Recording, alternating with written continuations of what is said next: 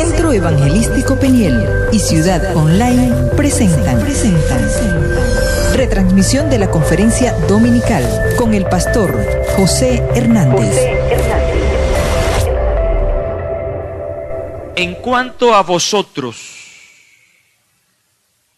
estabais muertos en vuestros delitos y pecados. Diga, delitos y pecados, en los cuales anduvisteis en otro tiempo, conforme a la corriente de este mundo y al príncipe de la potestad del aire, el espíritu que ahora actúa en los hijos de desobediencia. En otro tiempo, todos nosotros vivimos entre ellos en las pasiones de nuestra carne, haciendo la voluntad de la carne y de la mente, y por naturaleza éramos hijos de ira como los demás. Pero Dios, diga, pero Dios,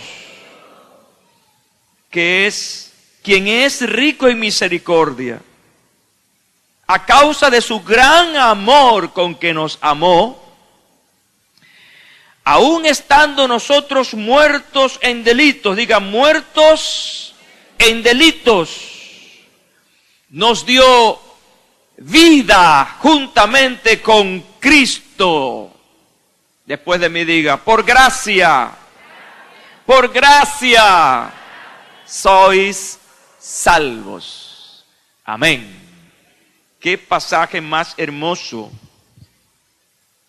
que forma parte de una carta maravillosa que el apóstol Pablo escribiera a unos hermanos de una ciudad llamada Éfeso.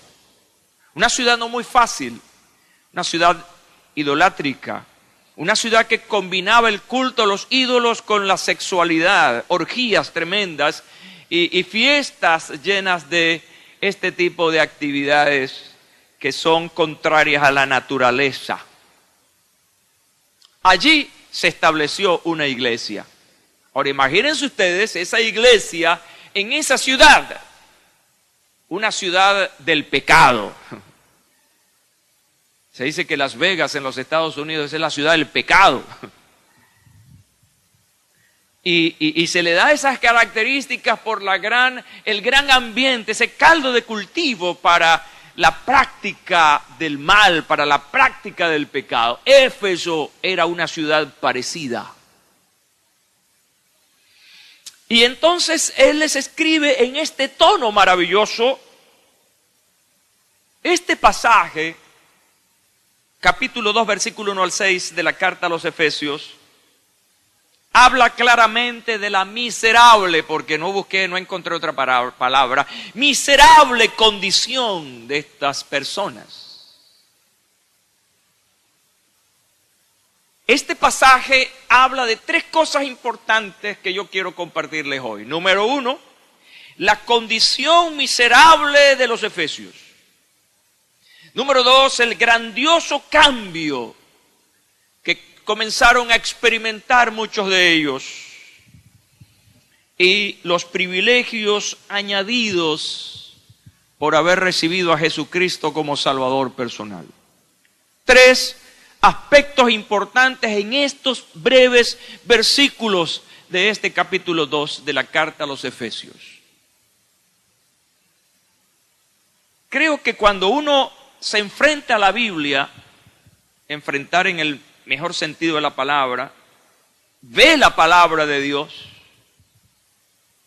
y ve hechos, ve historia, algunas personas ven eso como que si eso no tuviera que ver con ellos. Pero debo decirles esta mañana que todo lo que ha sido escrito en la Biblia, sean narraciones, profecía, sea poesía, cualquier género literario que encontremos a lo largo y ancho de la Biblia tiene que ver con nosotros, diga, tiene que ver conmigo. De manera que cuando lees la palabra de Dios, debes hacerte las respectivas aplicaciones. Y esto es importante en el estudio de la palabra de Dios. Estudiar historia en la Biblia es estudiar algo que ocurrió, pero que de alguna manera me afecta, me enseña, me alecciona. Es decir, siempre en el estudio de la palabra de Dios, escuche bien esto, busque las aplicaciones. Si usted no consigue aplicaciones en la palabra de Dios, para usted eso pudiera ser letra muerta. Así que cuando yo veo este pasaje aquí, no solamente estoy viendo unos destinatarios que están prefijados, los efesios, la iglesia de Éfeso. No estoy viendo a esos destinatarios. Busco las aplicaciones, busco cómo eso de alguna manera me está afectando a mí, me está enseñando, me está confrontando, me está invitando a un cambio. Quiero que usted siempre vea la palabra de Dios así, porque no verla así es entonces ver un libro común y corriente. Y la Biblia es la palabra gloriosa de Dios, diga amén a eso. Una palabra que se repite aquí es la palabra muertos. Al principio del pasaje dice, estabais muertos. Y en el versículo 5, el apóstol repite, estando nosotros muertos. Así que la palabra muerto aquí se repite un par de veces. Es importante que yo haga una referencia a la palabra muerte aquí, para ver el contenido con que el apóstol está expresando la palabra muerte. Ya sabemos, lo hemos dicho varias veces y es importante repetirlo para aquellos que no lo saben, la palabra muerte realmente en su original lo que significa es separación. Es la separación de algo, e incluso puede ser la separación de alguien. Lo otro que encontramos en relación a la palabra muerte en la Biblia es que por lo menos hace referencia a 3 tipos de muerte, fundamentados obviamente en lo que significa la palabra muerte, que es separación. Así que en la Biblia encontramos la palabra muerte relacionada con lo físico, cuando un cuerpo ya deja de funcionar, cuando un organismo humano simplemente deja de funcionar. Encontramos la acepción de la palabra muerte en el sentido espiritual, es decir, una persona que no tiene relación, que no tiene intimidad con Dios, está muerta. Es un muerto que camina, porque su vida espiritual no tiene relación con Dios, hay una separación. Y el tercer tipo de muerte tiene que ver con aquella que la Biblia llama la muerte segunda, que no es otra cosa que la separación eterna de un alma en relación a Dios. ¿Queda claro eso, verdad? Así que hay 3 tipos de muerte a los que en la Biblia se hace referencia. En este caso muy particular, muerte aquí tiene que ver con la segunda acepción, es decir, una muerte espiritual. Una persona que no tiene comunión con Dios, que no tiene relación con Dios por alguna razón importantísima, que el apóstol se dedica a mencionarla aquí.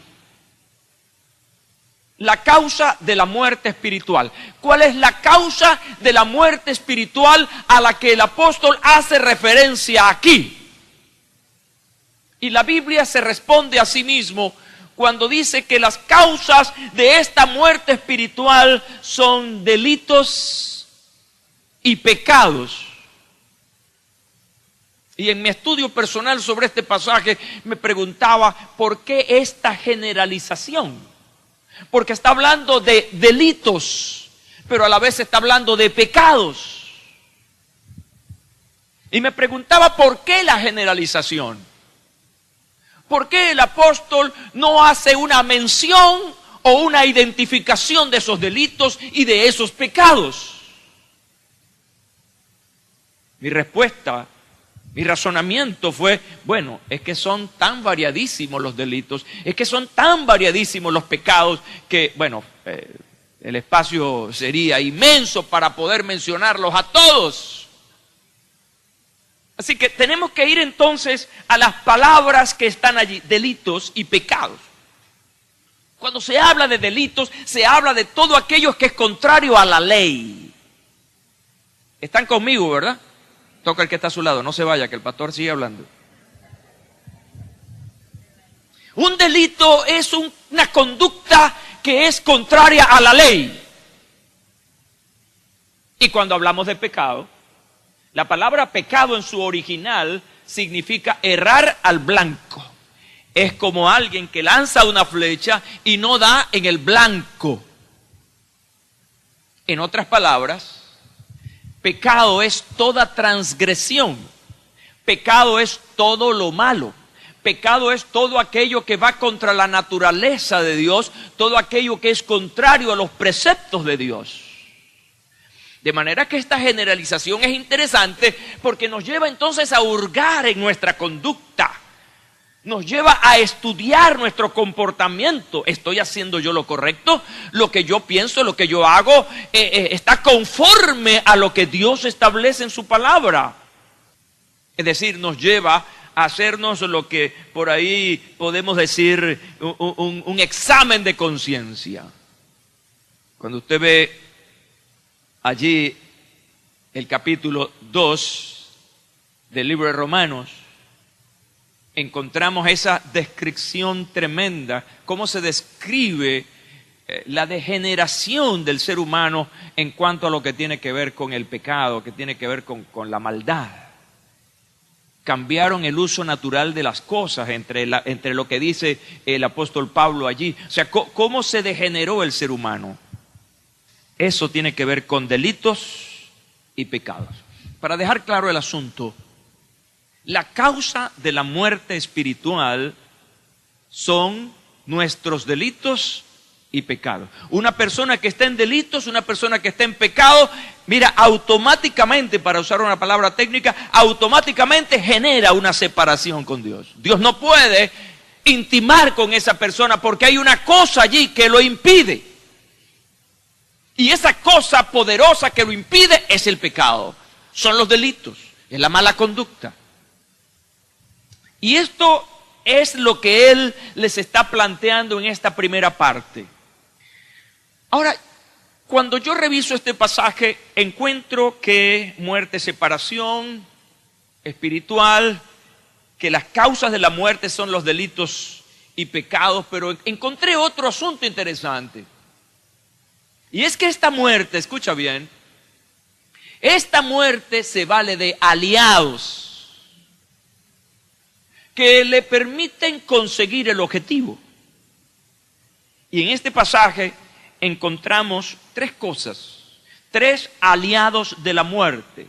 Si usted mantiene su Biblia abierta en el pasaje que les mencioné, capítulo 2 de Efesios 1 al 6, va a encontrar allí que hay tres grandes aliados que traen como consecuencia la muerte. El primero al que se refiere el apóstol Pablo aquí es al mundo. Anduvisteis en otro tiempo, y luego dice, conforme a la corriente de este mundo. El mundo, hemos dicho, en este caso, es el sistema de cosas, y me gusta mucho cómo lo dice el apóstol, a la corriente de este mundo.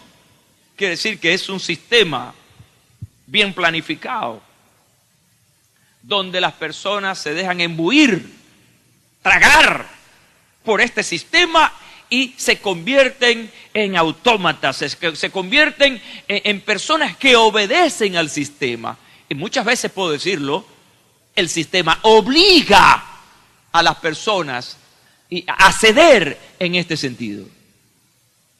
¿Por qué estamos como estamos? Porque hay un sistema que está controlando la mente y las acciones de la gente. Hay corrientes poderosas, como la moda, por ejemplo, en cualquier sentido de la palabra. Moda. Moda no es solamente vestirse, moda son conductas. Estaba pensando en estos días sobre el problema de la homosexualidad. Cómo en los últimos años hay una mayor presencia de esta conducta. Cómo en los últimos tiempos las personas que practican esta conducta anti Dios son más visibles. Exponen claramente su sexualidad sin vergüenza, sin complejo. La respuesta es que el sistema los está favoreciendo. Y entre el sistema del mundo está una cosa que se llaman los medios de comunicación social. Ahora tenemos las redes sociales. El mundo se ha convertido en un pequeño pueblo, en una aldea global, lo se llama la globalización. De manera que es tan fácil hoy en día vender una idea y hacer que esa idea, usando un término, se viralice. Así que tanto homosexualismo del lado de los hombres como del lado de las mujeres, es una cosa impresionante. Como jovencitas ya están en prácticas lésbicas, en un comportamiento totalmente antibíblico. Eso es un delito, es pecado, pero la corriente de este mundo te dice que eso no es pecado, y aborrecen la Biblia, y aborrecen a Cristo, y aborrecen a aquellos que nos levantamos contra esos comportamientos, porque para ellos eso es normal. Porque el actor tal, porque el fulano tal, porque gente importante lo hace. Hay una moda. En este momento hay un gran avivamiento, escucha bien, hay un gran avivamiento en el asunto de la homosexualidad y todo eso que está en ese campo del erotismo. Eso forma parte del sistema.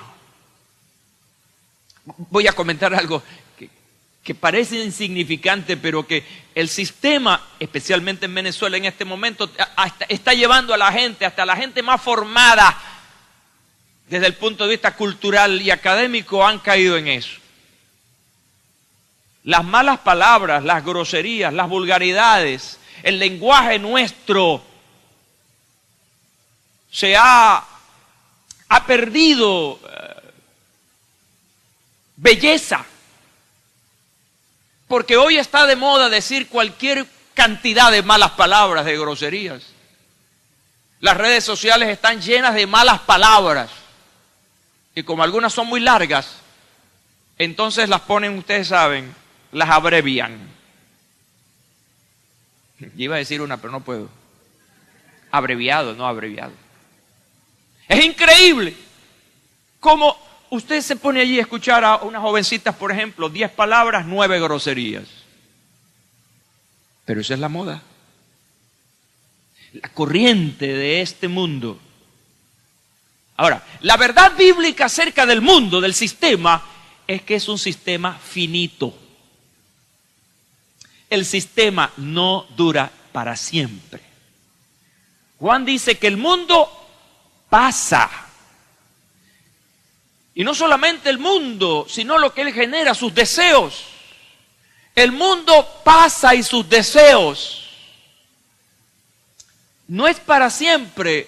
El mejor ejemplo son las modas, son los estereotipos. Hoy están, pero mañana desaparecen y entran otros. Y así están en ese círculo vicioso de cosas nuevas, cosas repetidas, nuevas, repetidas. Y en eso está la gente dando vuelta.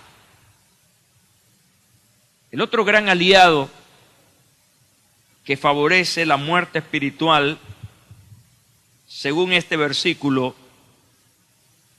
es el príncipe de la potestad del aire.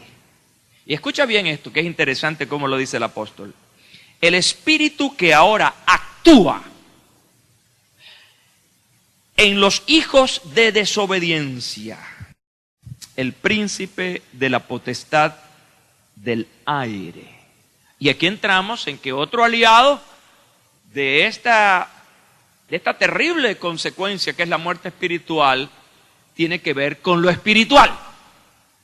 Ya no solamente tiene que ver con un sistema visible, sino que tiene que ver con agentes espirituales que cauterizan la mente, que poseen a las personas, que controlan a las personas y les llevan a hacer cosas que no están en acuerdo con la voluntad y el deseo de Dios. Y aquí encontramos nosotros todo aquello que tiene que ver con las religiones, lo que tiene que ver incluso con lo folclórico, y cómo dentro de esas cosas hay elementos verdaderamente diabólicos, que lo que hacen es precisamente poseer a las personas y controlar a las personas y justificar conductas que son en desacuerdo a la palabra de Dios. Me van a perdonar, pero tengo que hablar del diablo hoy. Dígale al que está a su lado, ay, el pastor va a hablar del diablo. Pero ¿cómo vamos a ignorar aquello que está allí? ¿A cuántos les gusta el diablo? Sape. El Señor lo reprenda. Pero resulta que existe. Es una realidad. Y lo más tremendo del diablo es que al diablo le gusta que lo ignoren. Pero es una realidad espiritual que no vemos, pero que está actuando. Dice allí, actúa. Actúa en la mayor discreción, pero actúa. Jesús dijo, y esto no lo dice el pastor José Hernández, religioso, pastor loquito, no, lo dice el Hijo de Dios. El diablo vino. ¿A qué? A jugar bola, a echar chiste, a malandrear. El diablo vino a matar, a robar y a destruir. Yo no estuve cuando el Señor dijo eso, pero me hubiese gustado escuchar el tono en que lo dijo, porque el tono es importante, ¿saben? No sé si lo dijo así poéticamente, lo dijo al estilo, como que la música esa que cantan los muchachos, rap, el diablo vino, que está acá, que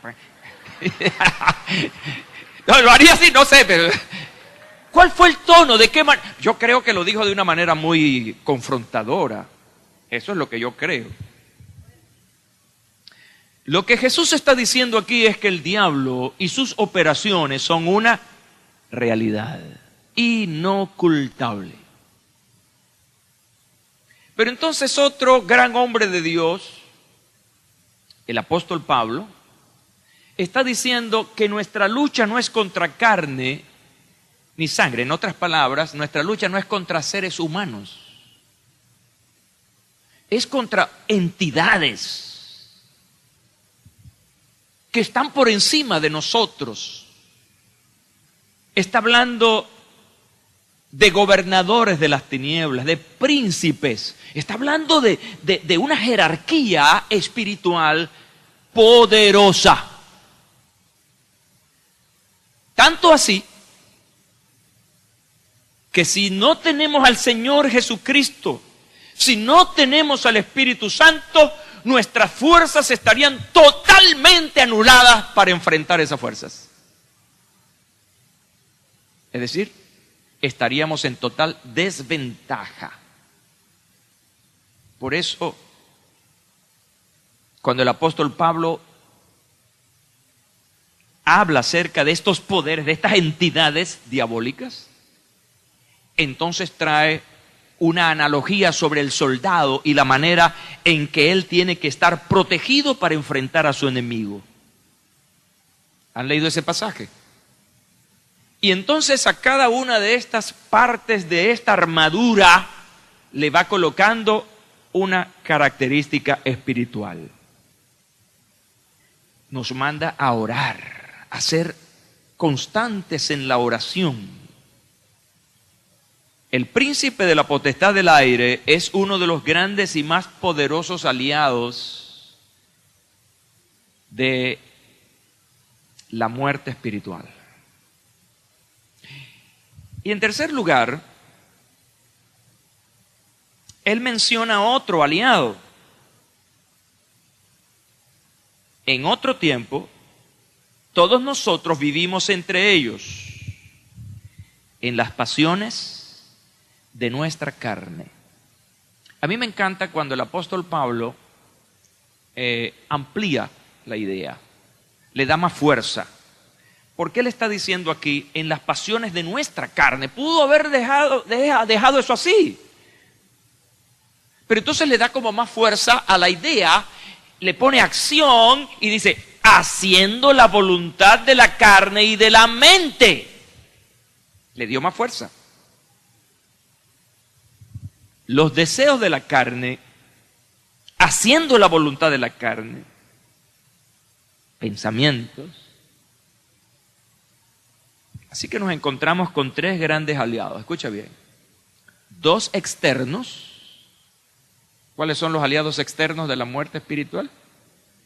El mundo y los demonios, o el diablo. Y un aliado interno, que está en nosotros, que forma parte de nuestro ser, que en este caso es la carne.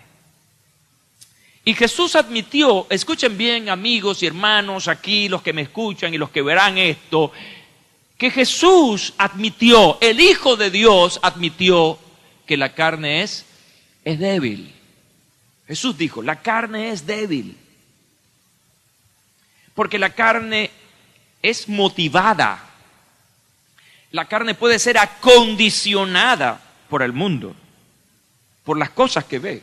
Nuestros sentidos nos exponen. Lo que vemos nos atrae. Lo que escuchamos nos atrae. Entonces, nuestros sentidos están expuestos allí y esta carne débil muchas veces nos lleva entonces a una acción. ¿Cuál es la acción? La voluntad de ella. Es allí donde se manifiesta una cosa que Jesús llamó la tentación. Cuando Jesús fue tentado, sus sentidos estuvieron allí. Vio, escuchó, tuvo hambre, todo eso está en la carne. Y frente a todas esas necesidades y a esa capacidad de comunicarse con el mundo exterior, oye, estoy usando unas palabras aquí finas, ¿verdad? Hoy. Está entonces la tentación. Y muchas veces caemos en la tentación. Cuando caemos en la tentación es cuando realmente la voluntad de la carne se manifiesta. Es decir, hacemos la voluntad de la carne.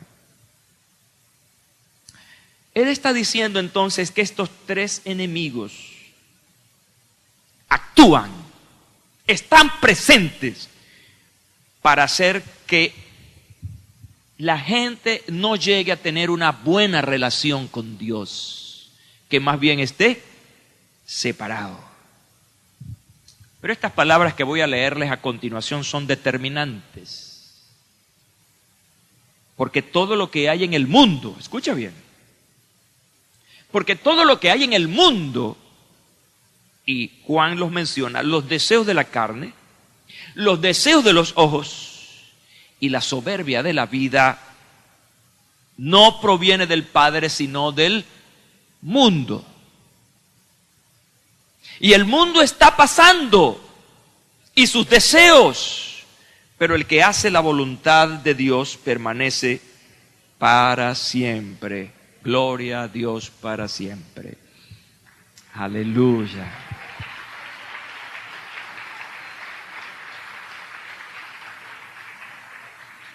Por eso hay mucha gente que tiene frustraciones, porque ha puesto su confianza en el mundo, pero el mundo pasa. ¿Y qué es lo que queda luego? Frustración. Puestos los ojos en Jesús, autor y consumador de la fe. Ver al mundo es fácil, ver a Jesús es diferente, porque ver a Jesús es verlo con los ojos espirituales. Como Dios es un Dios justo, mire cómo vamos en este mensaje de hoy tan expositivamente. Es decir, la Biblia se va respondiendo a sí misma. Como los delitos y pecados son contrarios a la justicia de Dios, todo acto de injusticia, ¿qué va a traer? Todo acto de injusticia, ¿qué trae? ¿Están aquí, verdad? Ok, díganme. Todo acto de injusticia, ¿qué trae? Castigo. Me parece que estamos un poco lentos hoy. Todo acto de injusticia trae castigo. Por eso existen las cárceles. Y por eso los padres disciplinamos a los hijos. Y esto lo encontramos aquí. Cuando se siguen todos estos comportamientos, eso va a traer una consecuencia. Y mira cómo dice el pasaje hoy aquí. Y por naturaleza éramos hijos de ira, como los demás. Esa expresión es interesante, ¿saben? Hijos de ira. Yo me preguntaba, ¿qué es un hijo de ira? Hijo de ira.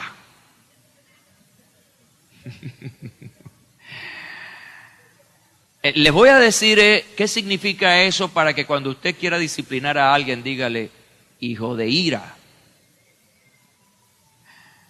Esa expresión realmente significa que la ira de Dios pesa sobre esa persona. La ira de Dios está allí porque ha habido una motivación, ha habido un comportamiento inadecuado y la ira de Dios está allí. Dice la Biblia que la ira de Dios se manifiesta contra toda impiedad. Y esto no gusta mucho. Esto que estoy diciendo yo no gusta mucho. Pero tengo que decirlo porque no es mi palabra, es la palabra de Dios. A los predicadores del humanismo no les gusta esto. Los predicadores del humanismo exaltan al hombre. Y se exalta más al hombre que a Dios en el humanismo. Y el humanismo predica un Dios ¿de qué? Puro amor, paz y amor. Y es cierto, Dios es amor y es misericordioso. Tan misericordioso que usted está aquí y yo estoy aquí esta mañana. Por su misericordia. Pero tenemos que hablar, cuando hablamos de alguien, hablamos en toda su totalidad. Sus características físicas, emocionales, espirituales, etc. Cuando hablamos de Dios tenemos que hablarlo en su máxima expresión. Y Dios es amor. Pero también dice la Biblia que Dios es justicia. Eso es lo que se llama la naturaleza de Dios. Cuando preguntamos cómo es Dios, no nos estamos refiriendo a una forma. Nos estamos refiriendo a las características, a la esencia de lo que es Él. Y Dios es bueno, Dios es amor, Dios es misericordioso, Dios es justo y todas esas cosas. Pero muchas veces reconocemos más el amor de Dios porque a quien no le gusta que lo amen. Cuando a uno lo aman, lo acarician, tú sabes, lo consienten y todas esas cosas. Pero cuando nos aplican la justicia, ay, ay, ay. Es el castigo, es el señalamiento, es la disciplina y eso no nos gusta. Un hijo de ira es aquel a quien la justicia de Dios lo tiene señalado. Está bajo la mira del castigo de Dios, por cuanto ha vivido, ha desarrollado conductas de delito y pecado. Ser un hijo de ira es estar bajo juicio. Todo aquel que anda en delitos y en pecado, ese es un hijo de ira. Cuando su muchacho se porte mal y usted lo va a castigar, antes del castigo es hijo de ira. El peso de la justicia, del castigo de Dios está sobre ti. Yo no quiero que usted vea a Dios como un Dios castigador. Quiero que lo vea como un Dios de amor, porque cuando usted mira a Dios como un Dios de amor, usted nunca le va a desobedecer, porque su amor es tan poderoso que nunca le va a desobedecer. Qué lindo, ¿verdad? El amor todo lo puede, todo lo cree. Ahora, cuando tú ves a un Dios castigador, tú eres la persona más infeliz del mundo. Eres infeliz porque andas asustado. Dios me va a castigar. Pero tú no tienes que preguntarte ni decirte que Dios te va a castigar cuando tú por amor estás en obediencia, estás en santidad y estás haciendo realmente lo que Dios quiere que hagas. Cuando tú amas a Dios, amas su palabra, eres obediente. Creo que estamos en tiempos en avivar la santidad y en avivar el amor por Dios. Bendito sea su nombre para siempre. Y por naturaleza éramos hijos de ira. Quiero pedirles que en su mente, quiero hipnotizarlos, vean fijamente. Quiero que en su mente usted divida el pasaje. Lo divida en dos partes. Mentalícelo, vea el poco de letras y pase una raya en la mitad. Porque este pasaje gráficamente está dividido. Todo lo que hemos leído y hemos hablado hasta este momento, que ya voy a terminar, Pablo está pintando un cuadro negativo, desastroso, miserable. ¿De qué está diciendo? Que somos lo peor. Estoy hablando en aplicación. Está diciéndole a los efesios, ustedes eran lo peor. Ustedes eran unos tipos malos. Ustedes eran malandros. Estaban pranizados. Le está diciendo cosas así. Un cuadro negativo, desastroso. Pero cuando usted va a la segunda parte, el cuadro cambia. Yo no sé si usted ha pasado, va en un carro, por ejemplo, que es donde más se experimenta, y hay una tremenda lluvia. Usted bajo la lluvia y de repente, del otro lado no está lloviendo. ¿Han tenido esa experiencia? ¿Cuántos la han tenido? Yo la he tenido. Algo así. Viene bajo la lluvia fuerte y de repente, a los pocos metros, ya no hay lluvia. Este pasaje es así. Hay una lluvia fuerte de cosas tremendas y de pronto cambia el panorama. Es interesante el versículo 4. Pero, arranca el versículo, pero Dios, quien es rico en misericordia, mira cómo cambia el panorama allí. Ustedes son esto. Pero Dios, que es rico en misericordia. Ustedes malos. Dios, bueno. ¿Cómo cambia? Interesante eso, ¿no? Dios nos devolvió la vida.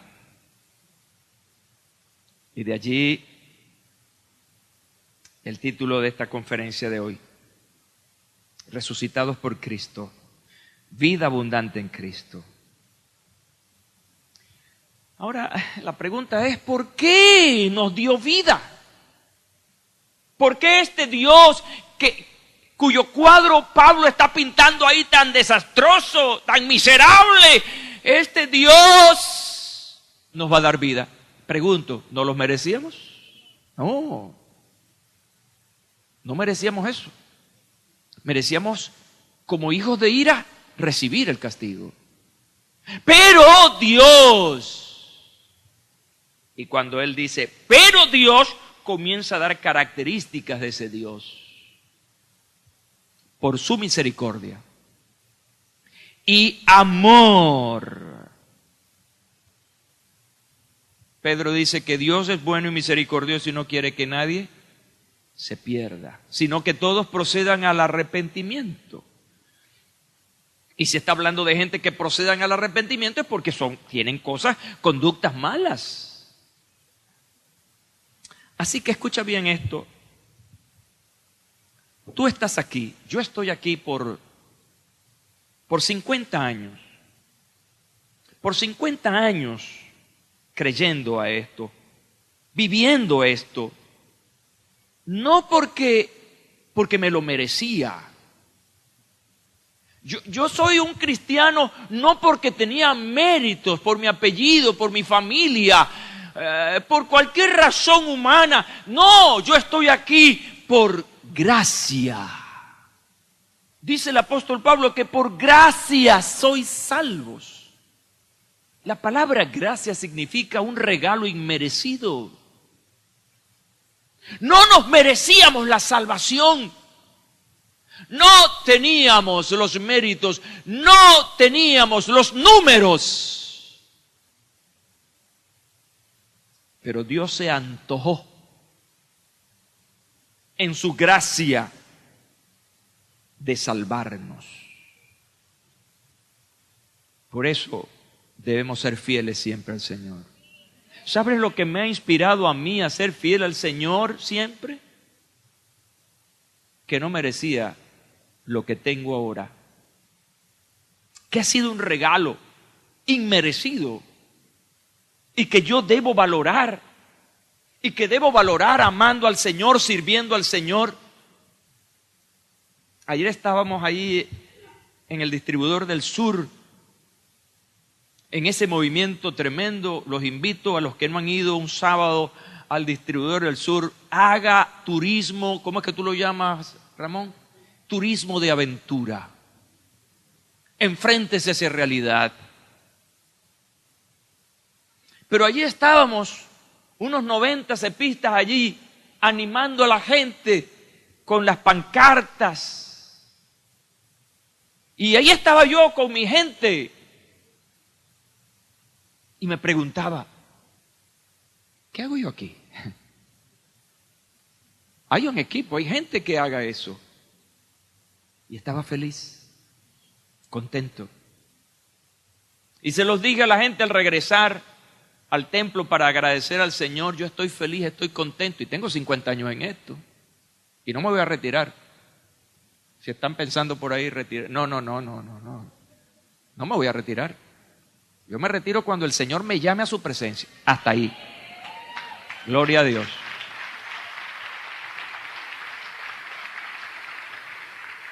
Y le decía a los hermanos, yo estoy feliz, estoy contento, qué lindo poder decirle a la gente cosas buenas acerca de Dios, hablar un lenguaje distinto a la gente. Y les decía, estoy feliz aún más al verles a ustedes haciendo esto. Esto es un acto, les decía yo, de desprendimiento. ¿Dónde estarías tú hoy sábado? Preguntaba. Dando una vuelta por ahí, descansando, comiéndose una arepa de yuca, porque no hay lo otro, compartiendo de una u otra manera. Pero tú has negado, te has negado. Es un acto de desprendimiento. ¿Sabe por qué? Porque alguien se desprendió primero. Jesús entregó su vida por ti y por mí. No vio cuáles, no cuantificó tus delitos, no cuantificó tus pecados, sencillamente se entregó por ellos y los tomó y murió y resucitó para darnos vida y vida en abundancia. ¿Cómo negarnos a servir, amar y obedecer al Hijo de Dios? Bendito sea su nombre para siempre.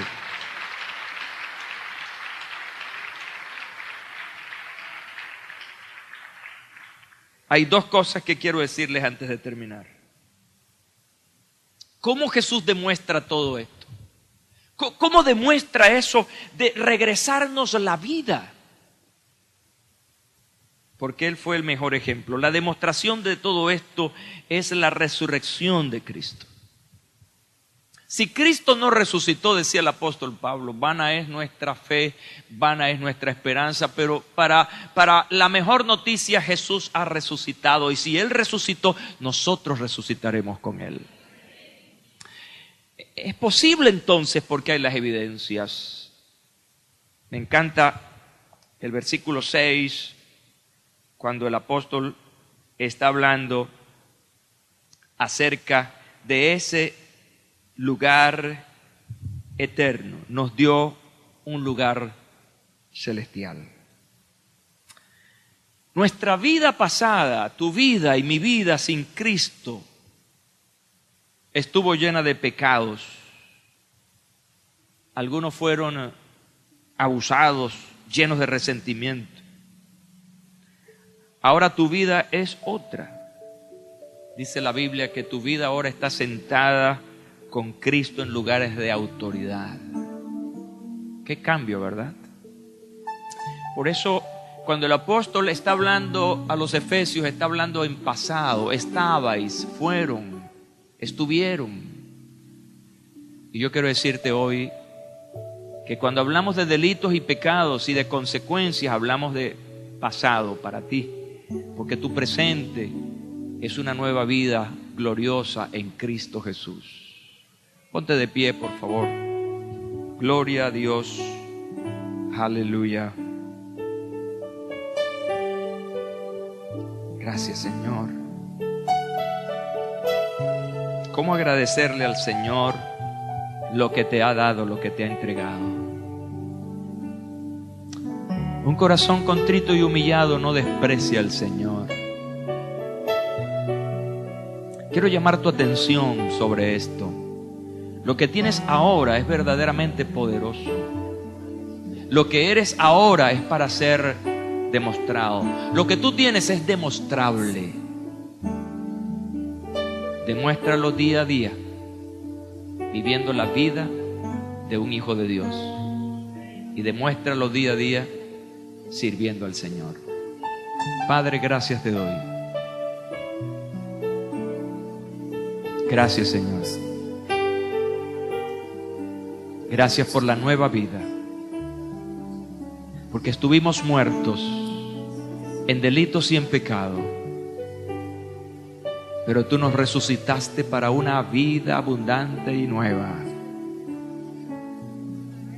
Porque el que está en Cristo, aunque esté muerto, vivirá.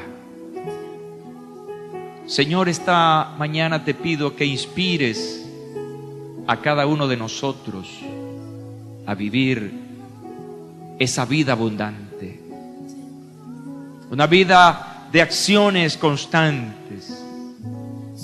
Hoy te pido, Señor, que remuevas el corazón, trae los recuerdos de cómo vivíamos y cómo vivimos, y que esta nueva vida anime y restaure corazones hoy. Gracias, Señor. Gracias. Amén. Gracias, Señor. Quizá para algunos es el presente. Están viviendo una vida que no le gusta a Dios. Escribiéndole a los Efesios les hablaba en tiempo pasado, pero en esta mañana al hablar puede ser en tiempo presente. Tú estás viviendo a lo mejor en pecados, en conductas que a Dios no le agradan, pero hay una maravillosa noticia. Eso puede cambiar. Hoy puede cambiar. Recibe a Jesús, entrégale tu corazón al Señor. Toma la decisión hoy de convertirte en un hombre, en una mujer de Dios que ame al Señor. Tu amor por Dios, tu decisión por Él te hará fuerte frente al pecado, frente al mundo, frente al diablo, frente a las cosas de este mundo. Te ofrezco hoy a Cristo Jesús. Centro Evangelístico Peniel y Ciudad Online presentó retransmisión de la conferencia dominical con el pastor José Hernández.